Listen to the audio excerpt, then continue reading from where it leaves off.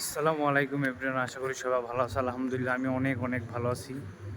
তো আজকে যে বিষয়টা নিয়ে কথা বলবো, অবশ্যই সবাই তো থাম্বনেল দেখে বুঝে যাও যে কী বিষয় নিয়ে আজকে কথা বলবো। তো আর বেশি একটুও কথা বাড়াবো না। তো আজকে কী বিষয় নিয়ে আলাপ করব, তো চলো সেটাই শুরু করা যাক। তো ফার্স্ট অফ অল যেই কথাটা হয়েছে, তো 2025 সালে তো সিঙ্গাপুরে 2025 সালে সিঙ্গাপুরে যারা স্কিল করে আসছে তাদের কথা বাদ, আর যারা আসবে স্কিল করে বাংলাদেশ থেকে তাদের কথা পুরোটাই বাদ। এখন মূলত কথা হচ্ছে যারা আনস্কিল করে আসবে, মানে আনস্কিলে যারা সিঙ্গাপুরে আসবে আর কি।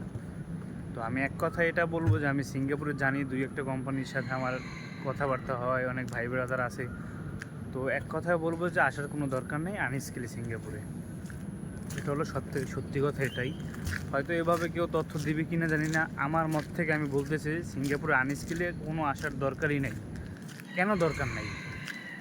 এই কারণেই দরকার নাই যে সিঙ্গাপুরে এখন যদি আপনি আসেন, সিঙ্গাপুরে আসতে আপনার মনে করেন আনস্কিলে আসলে 10 লাখ, 11 লাখ, 11.5 লাখ, 10.5 লাখ, 12 লাখ, মানে এক এক জায়গায় এক এক এজেন্টে এক একভাবেই আর কি নেবে।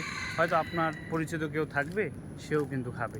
আমি রিসেন্টলি অন্য একটা ভিডিওতে বলছিলাম যে আপন বলতে কেউই নেই, যে মনে করেন যার ভিসায় আর যে আসবে সে অল্প কিছু খাবেই। এটা স্বাভাবিক, অস্বাভাবিক কিচ্ছু না। আপনি 12 লাখ, 11 লাখ, 10 লাখ টাকা খরচ করে আনস্কিলে যদি সিঙ্গাপুরে আসেন, তারপর মাসে কত টাকার মানে আর কি স্যালারি আসবে? জোর গেলে 7 থেকে 800 টাকা। 800 টাকা হয়তো আমি বেশি বলে ফেলছি। তো ধরলাম 800 টাকাই আর কি। তো আপনি যারা স্কিল করে আসে তাদের সব জায়গায় মূল্যায়ন আছে।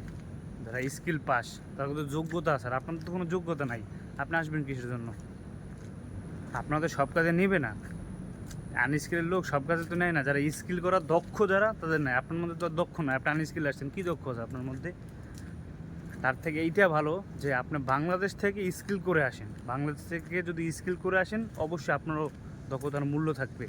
তো এখানে সব কিছু একটা দক্ষ দেখে সবাই কাজে নেয়, শুধু শুধু কেউ করে কাজে নেয় না। তো যদি কাজে যায় তাহলে ভালো স্যালারি হয়, ভালো বেতনও হয়। এটাই আমি সাজেশন করব সবাইকে। তো আর কি, আনস্কিলে এক কথায় আনস্কিলে আসার কোনোভাবেই দরকার নেই। আপনি স্কিল করে আসবেন, হয়তো 5 মাস, 3 মাস, 2 মাস, যে যতটুকু সময় লাগুক না কেন আপনি স্কিল করে আসেন। এটা আপনার কাছে অনেক অনেক বেটার হবে। হয়তো আপনার ইচ্ছা যে স্কিল করতে অনেক সময় লাগবে, এরকম এরকম, আমি আনস্কিল আসবো, আসেন, সমস্যা নাই।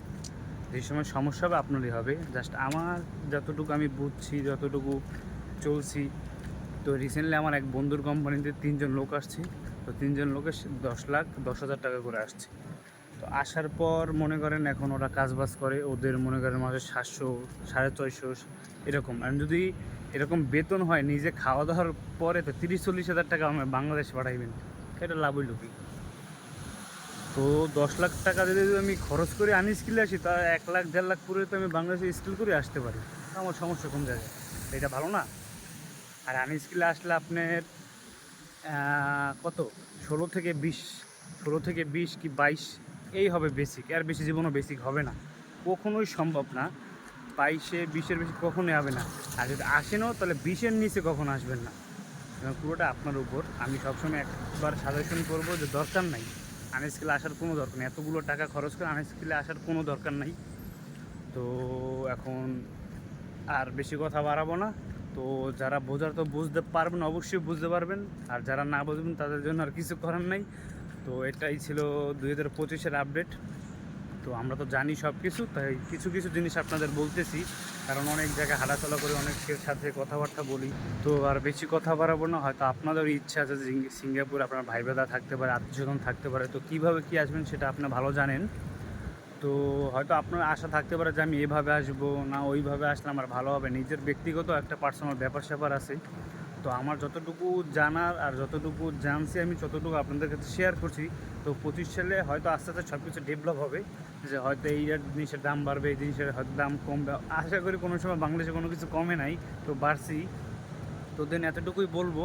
তো যা করবেন ভাবনা চিন্তা করে করবেন। তো যদি এখানে আত্মীয় স্বজন থাকে, চেনা জানা যদি কেউ থাকে, তাদের কাছে পরামর্শ করে দেন সব কিছু গুছগাছ করেন। আর একটাই কথা থাকবে, সবসময় স্কিল আসার চেষ্টা করেন, আনস্কিলে আসবেন না। তো এতটুকুই বলবো। তো আর বেশি কথা বাড়াবো না। তো এখন চলে যাবো রুমের দিকে। তো সবাই ভালো থাকবেন, সুস্থ থাকবেন। আর যদি ব্যক্তিগত কারো কোনো যদি কথা থাকে তাহলে আমার কমেন্টে জানাবেন। আর যদি একদম পার্সোনালি কিছু জানার থাকে তাহলে আমার মনে করেন ওখানে ফেসবুক লিঙ্ক আছে, সবাই ফেসবুকে আমাকে নক দিবেন, তো ওইখানে কথা হবে। তো সবাই ভালো থাকবেন, সুস্থ থাকবেন। আল্লাহ হাফিজ।